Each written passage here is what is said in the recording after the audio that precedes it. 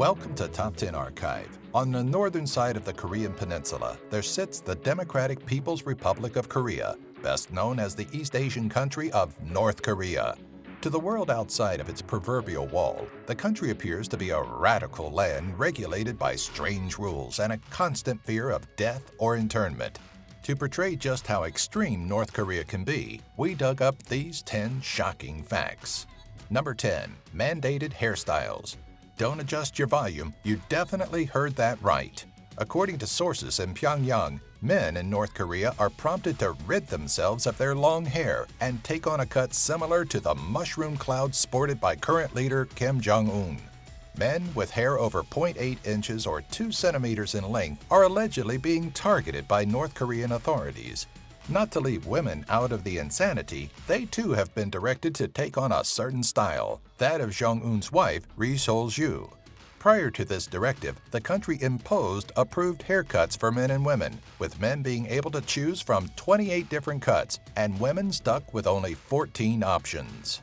Number 9. Teachers and accordions. During the 1990s, if you wanted to be a teacher in North Korea, you had to possess a rather specific skill. As told in the book Nothing to Envy, which depicts the lives of multiple North Korean citizens over a period of 15 years, teachers were required to be able to play the accordion.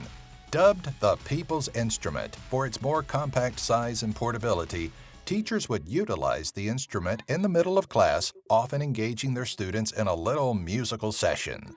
It's said that before being awarded a teacher's license, the intended educator was required to pass an accordion exam. Number 8. The Propaganda City. If you situate yourself in a demilitarized zone near the border of North and South Korea, you'll be able to glimpse a rather serene-looking North Korean city. Believed to be a decoy put in place to attract defectors from South Korea, Gyeongdong is one of North Korea's more elaborate ploys. What appears to be a peaceful village complete with an attractive array of essentials like a school and hospital, Gyeongdong has been given the nickname of Propaganda Village. North Korea claims the city, which was built in 1953, sports 200 residents and economic success. Until 2004, Gyeongdong was outfitted with speakers that broadcast praise of North Korea and invited unhappy South Koreans across the border. You liar! Number 7. Media censorship. No matter what part of the world you live in or the restrictions placed upon what you can and cannot see on TV or hear on the radio, chances are the censorship you're dealing with is nothing compared to that in North Korea. Televisions and radios purchased within North Korea are required to be registered with the police and are pre-tuned to local stations, of which there are 4 television stations and 2 main radio stations. Though there is freedom of speech and press on the surface, the government closely watches media outlets to ensure negativity about the country and its leader never reach the public. Only with government approval can a home be granted access to the internet. Otherwise, citizens must use internet cafes or hotels. Number 6. Assigned employment. As most of us made our way through the later years of our schooling, there was always an emphasis on that one nagging question: what do you want to do with your life? If you want to rid yourself of the need to choose your career path, head on over to North Korea. Once upon a time, if you weren't a person of substantial wealth or came from a prestigious family, job assignment was a government task. Citizens were placed in different industries based on current needs, unless, of course, they had bribery money to get out of doing any work. Children weren't encouraged to follow their dreams and were instead indoctrinated with the belief that their own purpose was to serve the greater good of North Korea. Number 5. Making students pay. In many countries across the globe, education comes at a cost. For some, like the United States, it's a yearly tax. In others, like North Korea, that cost comes in the form of keeping the schools supplied with the essentials. And by essentials, we don't just mean pencils and workbooks. It's said that parents with children in school are responsible for providing everything, from building materials to desks. Even more shocking is the building's cost of heating fuel, which too is passed on down to parents. To keep the education system, which North Korea alleges produces a 100% literacy rate, Students may also be used to gather useful discarded materials.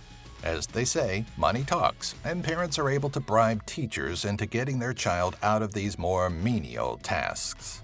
Number 4. A ban on sarcasm. Sarcasm is such an incredibly useful aspect of modern speech that to think of a world without it would be depressing. North Korea, however, doesn't have the same viewpoint on sarcastic phrases and, in an effort to continue the oppression of its people, purportedly warned against the use of hostile speech. The examples given by a state security official that disseminated this insane proposal were not just general sarcastic statements, but rather sarcasm that appeared to paint the country's leader or the country in a negative light. Essentially, the North Korean government is a little paranoid that any praise its people are giving it is less than honest. Number 3. What year is it? We all relatively know how old mankind is, but many cultures across the globe can't seem to agree on what year we're currently in. Probably the most compelling of these differing calendars is that of North Korea. Known as the Juche calendar, named for the ideology developed by former leader Kim Il-sung, this method of numbering states that North Korea is, as of 2016, only in year 105. The Juche system, which was implemented 3 years after the leader's death in 1997, uses Kim Il-sung's year of birth, 1912, as the starting point. Anything prior to 1912 is counted using the Christian method of calendaring. Number 2. 3 generations of punishment.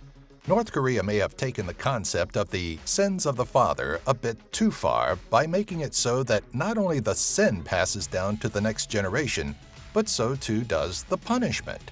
When an individual commits a crime, likely something more political in nature, they not only risk spending a good portion of their life imprisoned, but also put their family at risk of receiving the same sentence thanks to North Korea's 3 generations of punishment. In 1972, Kim Il-sung implemented the Cruel Act, claiming that 3 generations must suffer the same punishment in order to weed out the corrupted bloodline. Number 1. Active concentration camps. Where there are prisoners, there must be a place to keep them housed. North Korean criminals, even those held on the 3 generations of punishment decree, can be subjected to life in a concentration camp where they'll be met with deplorable conditions not too dissimilar to the German camps during World War II. According to former inmates, prisoners are subjected to conditions that leave them famished and forced to survive on dirt. But that's not even the worst of it. Survivors have reported bearing witness to random executions, various forms of torture, dismemberment, and experimentation. Horyang concentration camp, otherwise known as Number 22, was one of the country's more notable political prison camps before its closure in 2012 that was known for performing water torture, hanging, a pigeon torture, as well as using prisoners for novice surgeons to practice on.